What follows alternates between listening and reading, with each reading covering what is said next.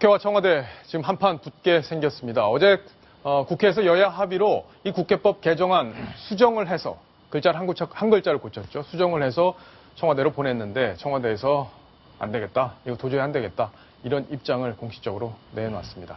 자, 이제 구체적으로 어떤 형식으로 거부권을 행사하고 그 거부권 행사한 법안이 국회로 다시 와서 어떻게 진행이 될지 이런 것들이 관심사인데요.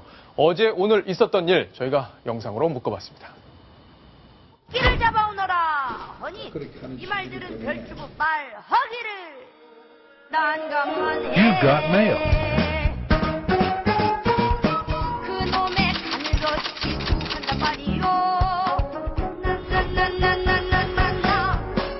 난감하네.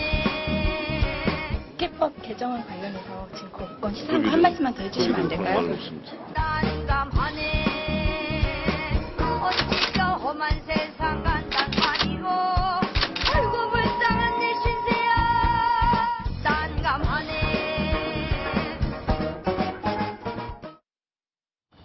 자, 지금 여당뿐만이 아니라 사실 야당도 난감한 상황 아닌가 싶은데 네. 이남희 팀장 표정도 난감한 표정입니다.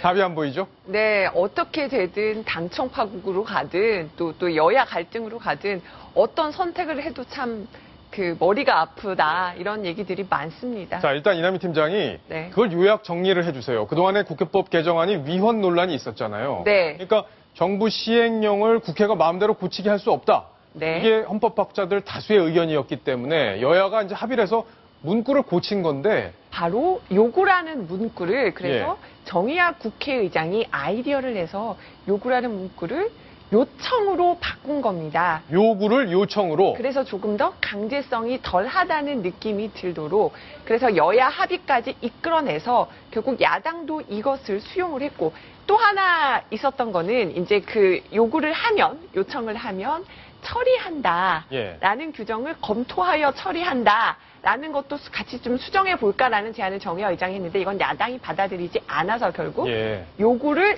요청으로 고치는 이 한 문구만 바뀌어서 정의화 의장의 중재안이 바로 정부로 다시 어제 이송이 됐습니다. 그렇군요. 그러니까 시행령에 문제가 있다고 판단이 됐을 때 국회에서 야 이거 좀 고쳐줘라고 요구할 수 있다라는 원래 문구를 요청할 수 있다라는 문구로 바꿨다는 건데 자 전원책 변호사님 이거 법률 용어인데 저희가 사전 찾아봤습니다.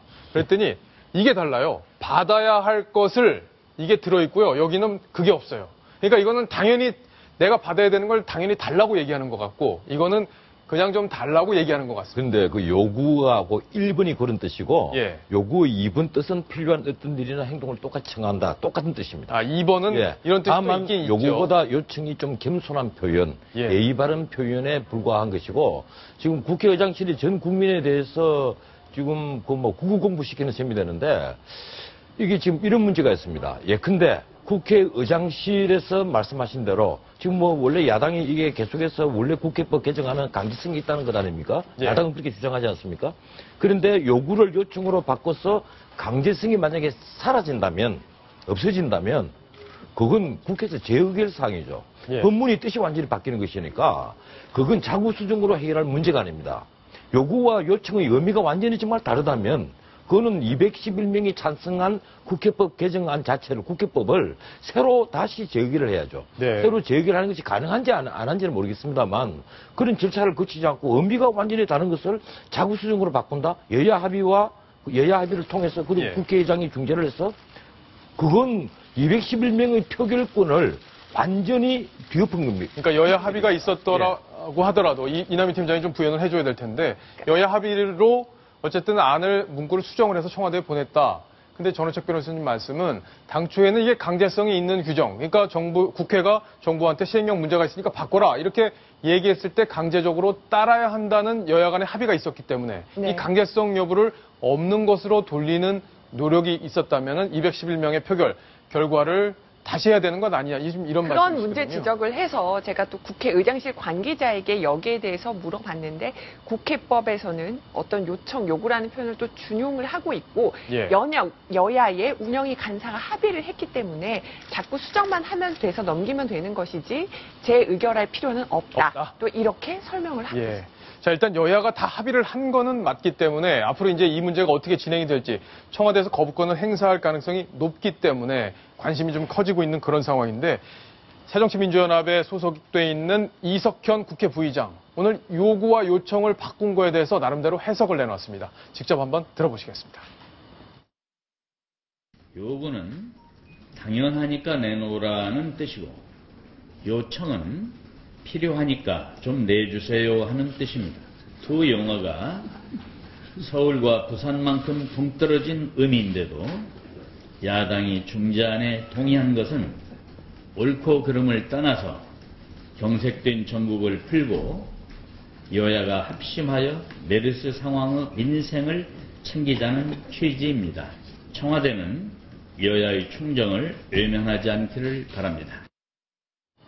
자, 이남희 팀장. 네. 야당 입장이 이제 귀에 쏙 들어왔습니다. 그러니까 네. 야당 이제 우리가 한 발 물러섰다. 강제성 없다는 걸로 우리도 좀 얘기를 하고 싶은 건데 청와대가 좀 강제성 여부 갖고 얘기를 했었으니까 네. 뭐 이 정도면 강제성 없는 거 아니냐. 이제 이렇게까지는 정리를 해볼 수 있는데 문제는 헌법학자들이 어떻게 보느냐는 거예요. 왜냐하면 그동안 헌법학자들이 위헌적 법률 아니다. 이렇게 얘기를 했었는데 네. 개정된 저 요구를 요청으로 바꾼 거에 대해서는 어떤 입장인지 의장실에서 나름대로 좀 알아봤다면서요. 그렇습니다. 그러니까 요구를 요청으로 바꿀 때 이것이 결국은 강제성이 사라지고 위헌 논란을 덜 수 있느냐, 이것을 한 중진 어떤 헌법학자에게 물어봐서 자문을 받았고 결국 위헌 논란 소지를 없앨 수 있다 이런 얘기를 들어서 요구를 요청으로 바꿨다는데 이제 어떤 헌법학자냐 제가 캐 물었는데 예. 그건 밝힐 수가 없다. 그래서 수 없다. 또 유명하신 분, 뭐 김철수 교수나 허영 교수나 헌법학자 유명하신 분들이 해주신 거냐라고 물었을 때 거기에서 그분들은 원로학자시고 중진 헌법학자에게 또 이렇게 자문을 구했다 이렇게 설명을 들을 수가 있었습니다. 그렇군요. 예, 오늘 아침만 하더라도 저렇게 자구가 바뀐다 하더라도 야당 의원들 대부분은 여전히 그 국회에서 이 수정 요구를 하면 그게 강제력을 가진다. 이렇게들 다들 말을 하고 있습니다. 네. 물론 이제 이 점에 있어서는 앞으로 그 법원에서 또 판단을 할 수 있겠지만 제 생각으로는 그래요. 요구를 요청으로 바꾼다고 해서 이것이 위헌성을 벗어나는 것이 아니다. 제가 보기로는 의회가 지금 행정입법의 심사권을 가지고 있는 한, 그래서 수정 요청을 하든 수정 요구를 하든 심사권을 가지고 있는 한 그것은 상권 분립의 정신에 벗어나는 것이고 그건 분명히 위헌성이 있다. 저는 이렇게 보고 있습니다. 자, 강제성이 없다는 게 이제 지금 해석의 문제로 남아있기 때문에 예를 들어 다른 상임위에서 문제를 하다가 시행령이 문제가 됐을 때 아니다, 나는 이건 강제성이 있다고 생각한다고 누군가 주장할 수 있는 상황이잖아요. 그걸 좀 더 명쾌하게 정리를 하는 게 사실 더 필요해 보이긴 합니다. 아마 이제 어떤 상황에서 청와대에서 거부권 행사까지 검토하는 것도 결국 야당에서 어떤 법안이 어떤 시행령 이렇게 충돌 사항이 생길 때 계속 어떤 이런 문제점들을 제기하면서 계속 충돌 같은 것들이 예상되기 때문에 거부권을 또 예. 하고 있다 이렇게 알려져 있습니다. 청와대는 확실히 거부권 행사하는 건가요? 일단은 오늘 민경욱 대변인은 예. 내가 잘못 본 거 아닌지 모르겠지만 한자만 바뀌었던데 우리 입장은 변하지 않았다. 결국 거부권을 행사할 수도 있음을 시사를 했는데 일단 어제 넘어갔죠. 예. 보름 동안 안에 거부권을 행사를 해야 됩니다. 보름 안에? 보름 안에 이제 결판이 나겠죠. 전원책 변호사님. 예. 자, 그렇다면 청와대에서 이제 여야 간의 입장을 정리를 한 안에 대해서 지금 거부 입장을 밝힌 거기 때문에 뭐 거부권 행사 안 할 수도 없는 그런 상황으로 흘러가고 있는 건데요. 이렇게 되면 전국이 국회하고 청와대가 정면 충돌하게 되면은 청와대도 별로 이렇게 이득 볼 건 없을 것 같아요. 물론 법과 원칙을 세우는 문제도 중요합니다. 입법부와 청와대의 충돌. 그건 이제 야당은 큰 소리 좀 치게 생겼어요. 왜 그러면 예. 박근혜 대통령이 야당 대표 시절에 그 시행령의 문제점을 국회가 따져야 한다. 이런 논조의 말씀을 하셨거든요. 그래서 거기에 조금 더 벗어나지 않는 것 아니냐. 이제 이런 주장을 하는데 문제는 이제 여당입니다. 김무성 대표와 유승민 그 원내대표가 이 국회법 개정안을 밀어붙였기 때문에 만에 하나도 아니죠. 만에 9,999는 거부권을 행사하는 건데 예. 그 거부권을 행사를 했을 때 이 새누리당에서 특히 지도부가 어떤 태도를 취할 것이냐. 만약에 이걸 제 의길로 가서 밀어붙인다면 친박계와 비박계는 완전히 갈라지겠죠. 네. 그리고 청와대와 새누리당도 완전히 거리가 멀어질 것이고 어쩌면 우리 문민정부 들어와서 이명박 대통령만 빼고 임기 말에 거의 다 탈당을 했는데 또 다른 대통령의 탈당 사태가 나올지도 모릅니다. 아, 그래요? 예, 그렇고 만약에 제 길로 가지 않고 그냥 회기 말까지 넘겨서 자동 폐기하는 걸로 하면 또 그 국회로서 의무를 다하지 못했다는 비난에 휩싸일 것이고 네. 여야 간의 관계가 이제 엉망이 되겠죠. 그러네요. 그래서 경제 활성화 법안 이런 것은 다 물 건너갈 것이고 그만큼 또 정부 여당의 엄청난 부담이 또 될 겁니다. 예.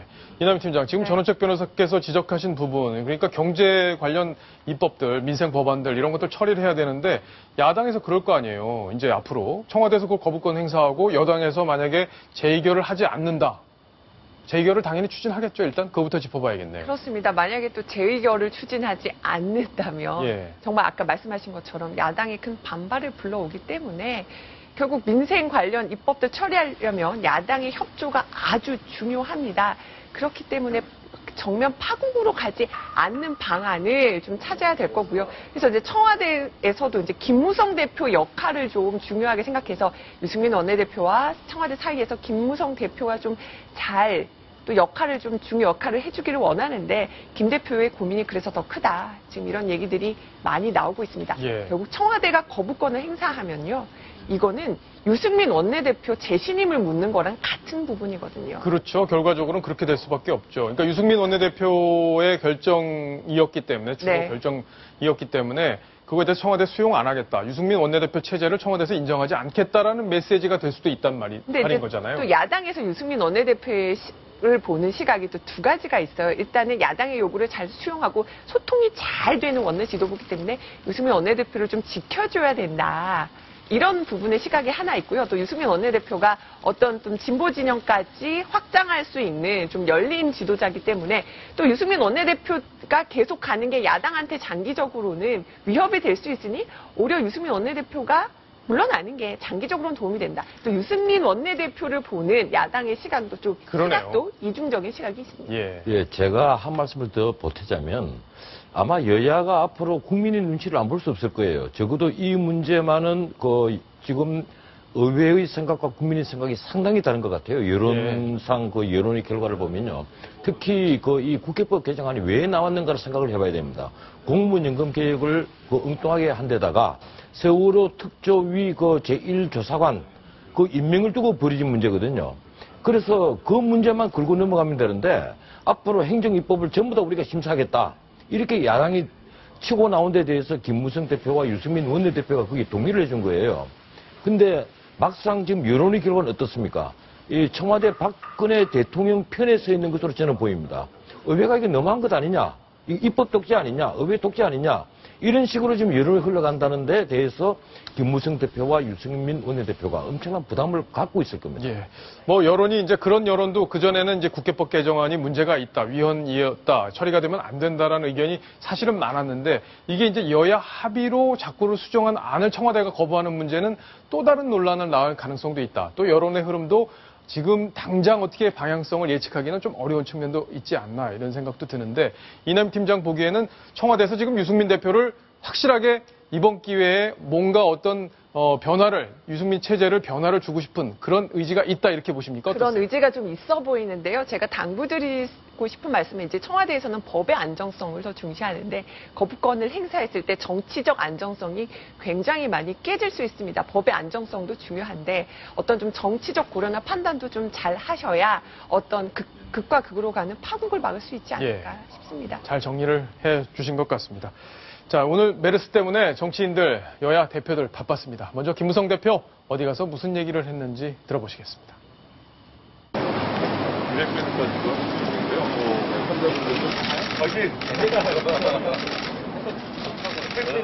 네.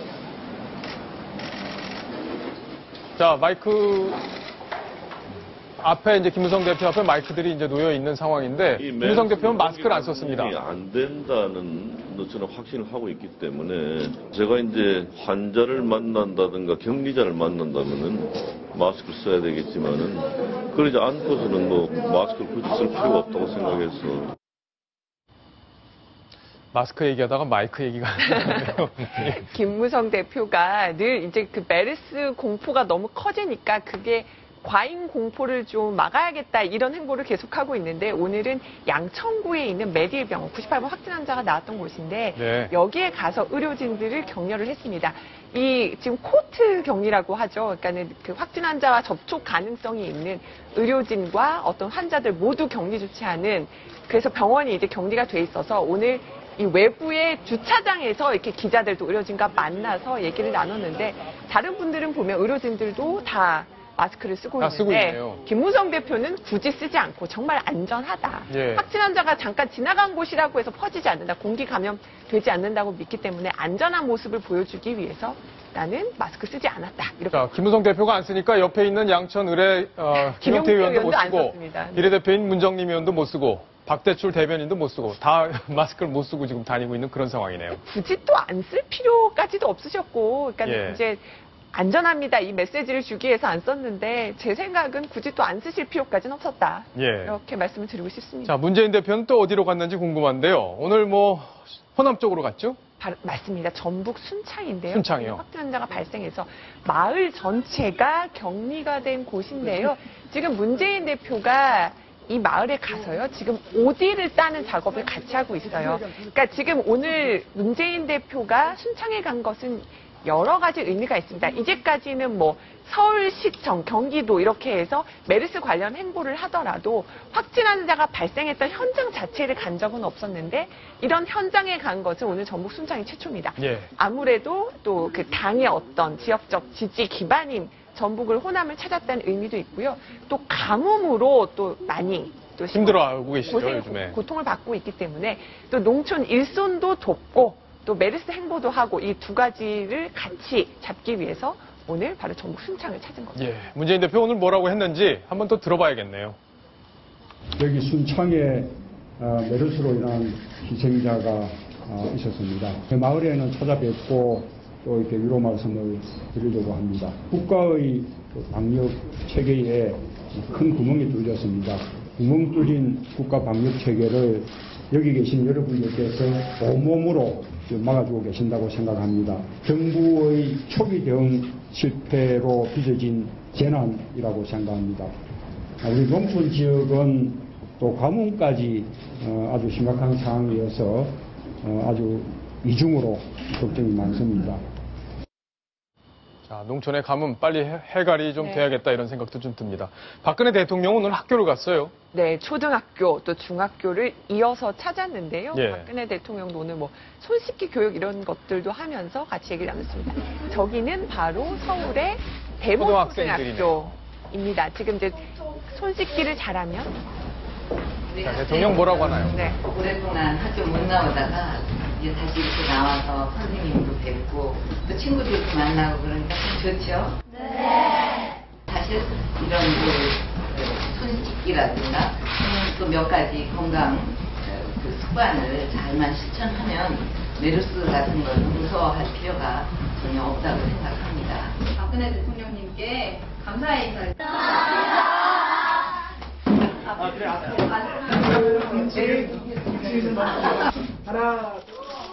자, 122페이지.